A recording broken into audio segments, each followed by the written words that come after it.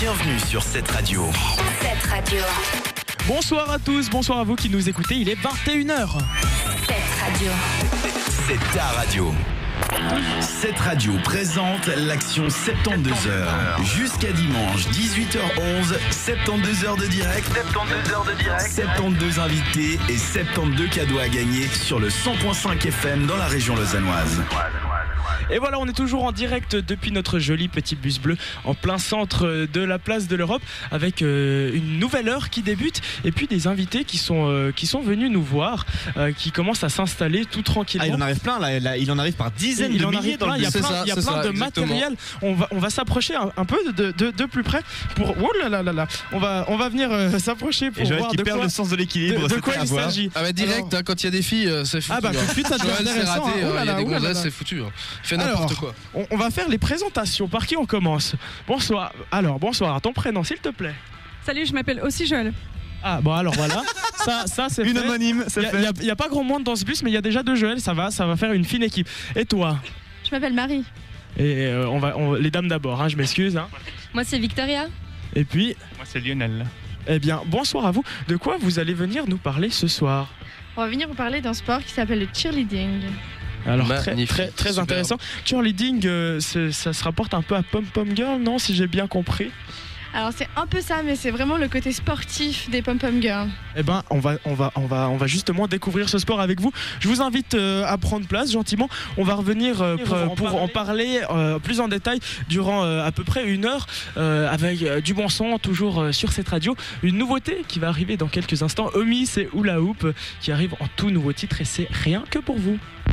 Retrouve le meilleur des 72 heures en podcast sur cetteradio.ch. 72 heures, l'invité. On est toujours en direct.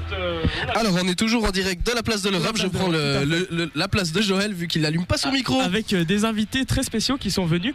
On a plein de gens qui sont venus nous parler de cheerleading.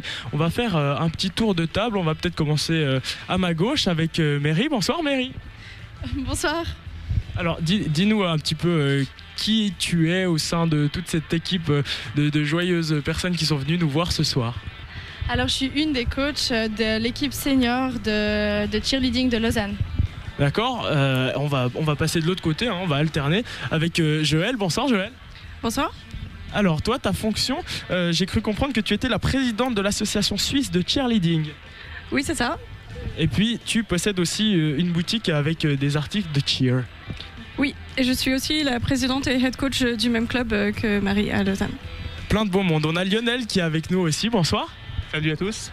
Et toi, tu es venu représenter la force masculine au sein du cheerleading avec, bah oui, il faut le dire, des garçons qui font aussi ce sport. On va en parler en détail. On a une heure, vraiment. On va pouvoir s'étaler sur le sujet. C'est pas un sport de filles, contrairement aux apparences. Alors, Merci, justement. non, mais souvent les gens, voilà, c'est ça, c'est les a priori que les gens ont sur. Oui, alors je précise, un sport de femmes certes, mais pas un sport de femmelettes.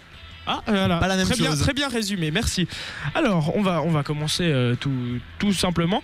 Une équipe de cheerleading, ça se passe où votre club, votre équipe? L'équipe de Lausanne. Alors, on s'entraîne à Renan. Oui. Combien de fois par semaine? Alors, l'équipe senior, elle s'entraîne une fois par semaine, toute l'équipe, et puis une fois seulement du tumbling. C'est une des disciplines qu'il y a dans le cheerleading. D'accord, et du coup, on l'a dit, je m'embrouille un petit peu le perso. Donc, on parle de l'équipe de cheerleading de Lausanne. On va parler, pour commencer, pour situer les choses, du concept, le cheerleading, qu'est-ce que c'est? On va peut-être passer la parole à Joël, la présidente de l'association suisse de cheerleading. Dis-nous en quoi consiste ce sport concrètement? Alors, le cheerleading, c'est un sport qui est né dans les années 1890. Ça a commencé avec l'animation des matchs. Et ce qu'on ne sait pas, c'est que ça a commencé avec les hommes. Et historiquement, c'est quand les hommes sont partis à la guerre dans les années 20 que les femmes ont pris le relais, qu'ils ont inventé les pompons et qu'il y a eu ce cliché pom-pom girl. Et dans les années 80, il y a eu une scission entre les gens qui ont créé ce qu'on appelle le cheerleading all-star, qui s'approche plus de la gymnastique, on crée vraiment des chorégraphies juste pour faire de la compétition et qu'on ne fait pas du tout d'animation, et des gens qui ont continué à faire de l'animation. Et principalement dans l'animation, il n'y a que des filles. Et il y a aussi des hommes, mais dans le cheerleading All-Star et dans les universités par exemple, c'est là qu'on trouve aussi beaucoup d'hommes. Plus de garçons. Alors tu viens de le dire Joël, au niveau des origines du cheerleading, donc c'était des hommes qui le faisaient, et tu as rajouté que c'était par la suite que les pompons étaient arrivés, et là obligatoirement il y a une chose qui me frappe l'esprit, mais non de bleu, ça devait ressembler à quoi du cheerleading avec des hommes et sans pompons? Concrètement, est-ce qu'il y a une différence concrète par rapport à maintenant? Est-ce qu'ils faisaient la même chose? Comment ça se passait? Alors ils faisaient pas du tout la même chose, donc principalement au début c'était crier des encouragements pour essayer de... Le cheerleading, c'est l'idée, mener les encouragements, donc c'est faire quelque chose d'impressionnant au bord du terrain pour que le public, ensemble, une grande masse, fasse du bruit pour l'équipe qui est en train de jouer. Donc là, le but, ils avaient un petit cri qui faisait si bourra, c'est un truc comme ça. Et puis ils faisaient principalement du tumbling, donc la gymnastique au sol, et puis un peu des sauts, des trucs qui ressemblaient pas vraiment encore au cheerleading actuel. Est-ce qu'on pourrait rapprocher ça de près ou de loin avec le kamaté des... J'ai aucune idée de ce que c'est. Les All Blacks, voilà, exactement, les All Blacks. Alors, je pense qu'il y a quelque chose historique qui doit être la même chose, c'est de vouloir attirer l'équipe à faire bien, quoi. Et puis moi ce qui m'intéresse du coup, c'est quel genre de sport est-ce que vous allez leader, si on dit comme ça, le verbe déjà. Vous leadez? Alors nous on lead plutôt du football américain. D'accord. Et puis après on a aussi été contacté par du hockey, par du volleyball. En général les sports ils sont plutôt intéressés par avoir des cheerleaders, mais essentiellement du football américain. D'accord, ouais, c'est vrai que souvent c'est peut-être cliché encore ce que je dis, hein, je m'aventure sur un terrain qui peut être glissant. C'est vrai qu'on a cette image des cheerleaders ou des pom-pom girls, même s'il faut pas trop mettre tous les outils dans le même panier, mais c'est vrai qu'on a beaucoup l'image au bord d'un terrain de football américain. Merci pour ces explications, Joël. On va peut-être passer à les choses plus pratiques. Si moi, en tant que garçon ou que jeune fille, j'ai envie de commencer le cheerleading, comment ça se passe? Qu'est-ce que je dois faire concrètement? Eh ben, il suffit que tu te pointes à un de nos entraînements et puis tu essayes, et puis si ça te plaît, tu reviens. Tout simplement. C'est ça. Et est-ce que il y a besoin de critères particuliers? Est-ce qu'il faut avoir une performance sportive particulière, être un sportif accompli, ou alors est-ce que quelqu'un de tout à fait non adepte au sport peut commencer le cheerleading? C'est l'exemple parfait, parce que avant le cheerleading, j'avais jamais fait de sport. J'avais même arrêté depuis l'école. Pendant 5 ans, je faisais que mon travail. Et du jour au lendemain, j'ai commencé. Et du coup, t'as mordu à l'hameçon, on te lâche plus. Tout de suite. Par contre, je pense qu'un des critères très importants, c'est la motivation, parce que le but des cheerleaders, c'est de faire du sport et de motiver les gens, d'avoir le sourire, d'avoir la pêche tout le temps. Donc, il faut vraiment être motivé pour le faire. D'accord. Eh bien, je vous propose de parler un peu plus en détail de ce sport, et on a encore plein de choses à dire durant cette heure à propos du cheerleading. Mais avant ça, on va écouter un petit peu de musique. Coco, qu'est-ce qu'on a pour la suite? Alors pour la suite de la musique, on va continuer avec Para for Curva et Wicked Games, un featuring avec Anna Club, et on reviendra tout à l'heure pour du concours, parce qu'on vous fait gagner un cadeau chaque heure. Et là, cette fois-ci, c'est le cadeau des 21h qu'on va vous offrir. Restez connectés, vous allez savoir, peut-être que ce sera vous le gagnant des 21h. Restez connectés. Réagis sur les réseaux sociaux avec le hashtag 72HVO. 72h Interview. Une belle équipe de cheerleaders qui sont venus nous rejoindre pour parler de leur sport. Je vais peut-être commencer par donner la parole à Lionel. Toi qui es un garçon, on va casser les a priori comme quoi le cheerleading c'est un sport de filles. Oui, alors pas du tout. Pour l'instant, il y a très peu de garçons en Suisse qui le pratiquent, mais de plus en plus chaque année, il y a des garçons qui sont intéressés et qui viennent, parce que surtout ils sont intéressés par les portées, par les pyramides, et pas par la partie danse, mais qui vient de plus en plus à être supprimée même au championnat suisse et à d'autres championnats. Donc concrètement, il y a besoin de garçons pour porter ces demoiselles. Exactement. C'est super. Et puis toi, tu nous as dit qu'à la base, tu n'étais pas du tout sportif, et que d'un coup, tu t'es intéressé à ce sport, et puis que depuis, tu n'as plus lâché. Dis-nous-en un peu plus, comment tu as commencé, qu'est-ce qui t'a mis la puce à l'oreille? Alors j'étais tranquillement chez moi en train de bricoler en écoutant la radio, et il y a eu aussi une émission de radio qui a passé où Joël, qui est là, présentait le cheerleading et disait qu'on pouvait venir à un de ses entraînements pour tester si on avait envie. Et c'est comme ça que j'ai débarqué. Et ben à tous ces messieurs qui nous écoutent, faites de même. On fait de la pub pour les cheerleading, pour les cheerleaders, pardon. Et du coup maintenant tu fais partie de l'équipe suisse. Vous avez déjà participé au championnat du monde. Et puis tu m'as dit que vous allez y retourner. Ça se passe où? Ça se passe à Orlando, aux États-Unis. Et ça se passe en avril. En avril, d'accord. Ouais. Exactement. Donc là, on vient de recommencer la saison pour apprendre la nouvelle chorégraphie, les nouveaux portés, les nouvelles. Le nouveau programme qui vont aller ensemble, jusqu'au premier championnat qu'on va faire déjà à Lausanne, qui sera le Spirit Fever, à fin mars. D'accord. C'est à Morges. À Morges. À Morges. Et du coup, je vais passer du côté de Victoria, qui toi aussi t'as mordu à l'hameçon, et puis depuis c'est devenu ta vie, hein. Tu m'as dit ça plus ou moins comme ça. Ouais, à peu près. Donc là, ça fait 4 ans en fait que je fais du cheer, et avant tout en fait c'est un sport d'équipe. Ça veut dire qu'on a vraiment besoin de chaque personne à chaque entraînement, parce qu'il suffit qu'il manque une personne, on peut plus rien faire. Du coup, aux pyramides, il faut qu'il y ait tout le monde, et ça crée forcément des liens. On doit avoir confiance en ses bases ou en sa flyer, parce qu'en fait les bases elles portent une personne en haut qu'on appelle la flyer. Du coup, il faut qu'elle ait confiance en celle qui la porte, et donc ça crée forcément des liens assez forts. C'est mieux d'avoir confiance, sinon ça fait mal, hein. Exactement. Des expériences de chute un peu. Oui. Ça arrive, on tombe, mais le but c'est que la flyer ne touche pas le sol. Du coup, quoi qu'il arrive, les bases elles sont là pour la sauver, on va dire. D'accord. Voilà. Et bien, on va passer peut-être à des choses un peu plus pratiques avec toi, Mary, ou Joël, pour nous parler des sections. Parce que j'ai cru comprendre que dans le sport, dans la compétition, il y avait plusieurs parties d'équipe. C'est plein de choses. Alors toi, qui es experte dans le domaine, tu vas nous en dire un petit peu plus. Oui, alors on appelle ça des catégories en fait. Alors déjà, le cheerleading est séparé par âge, donc il y a moins de 10 ans, ensuite jusqu'à 14-15 ans, et après 14 et plus, donc Pee-wee, junior, senior. Dans certains pays, ils ont encore plus de séparation.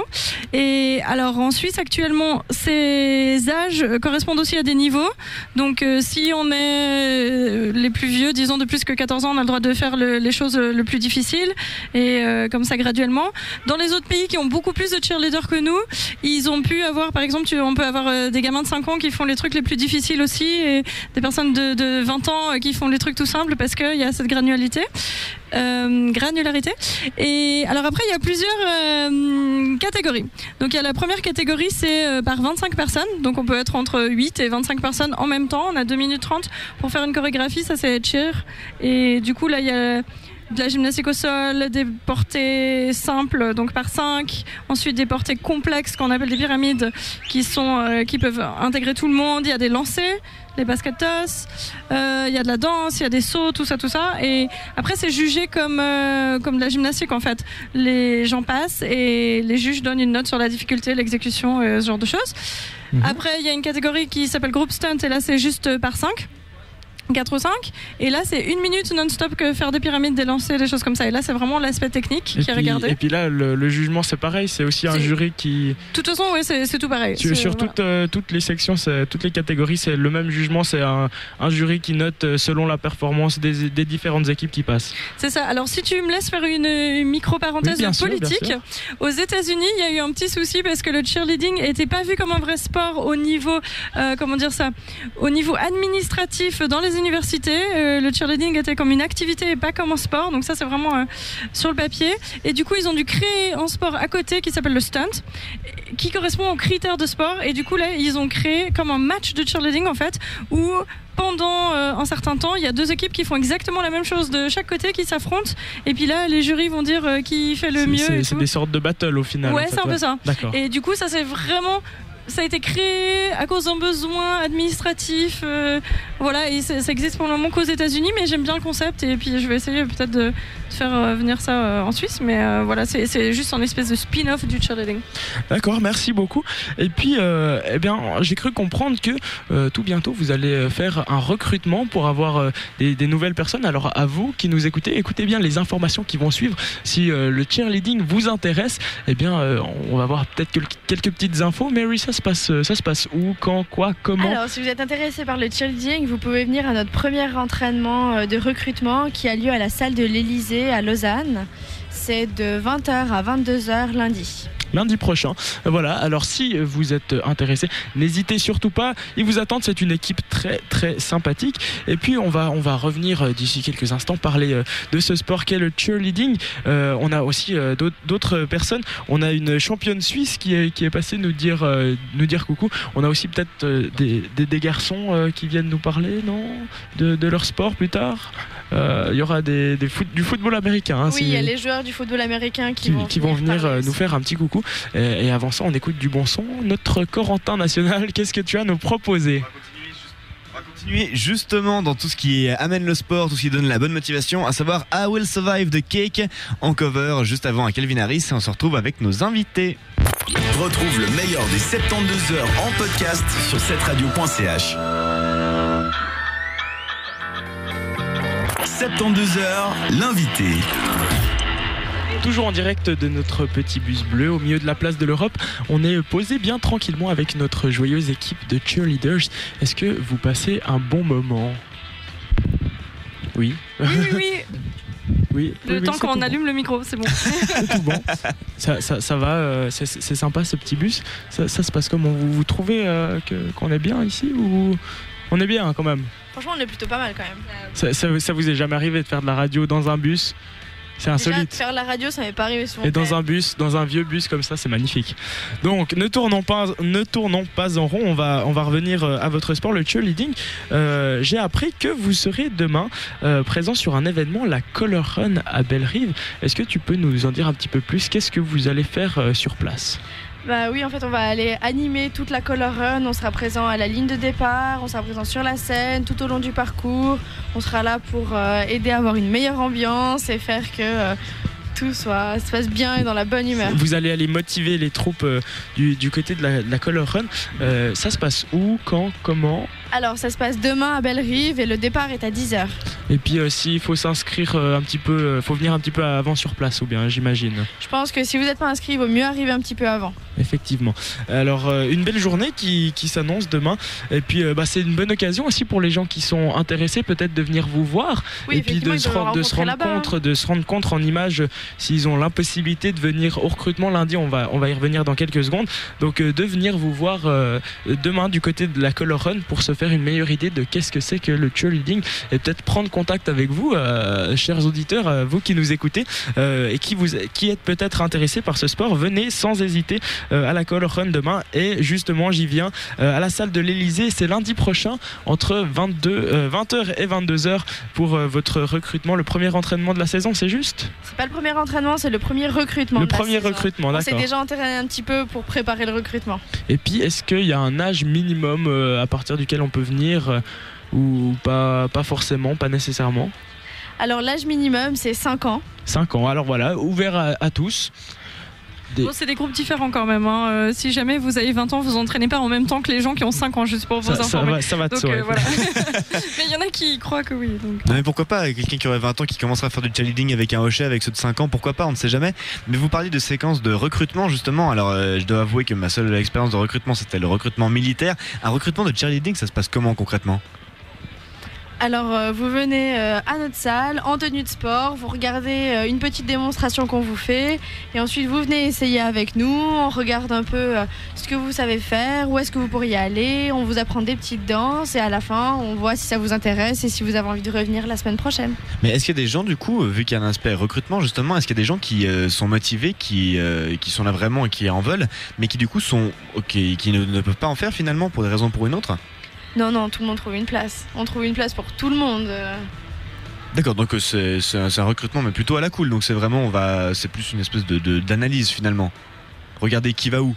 Voilà, c'est ça. D'accord. Et avoir des nouvelles personnes dans l'équipe parce que c'est toujours bon d'avoir des nouveaux chaque année. Excellent, donc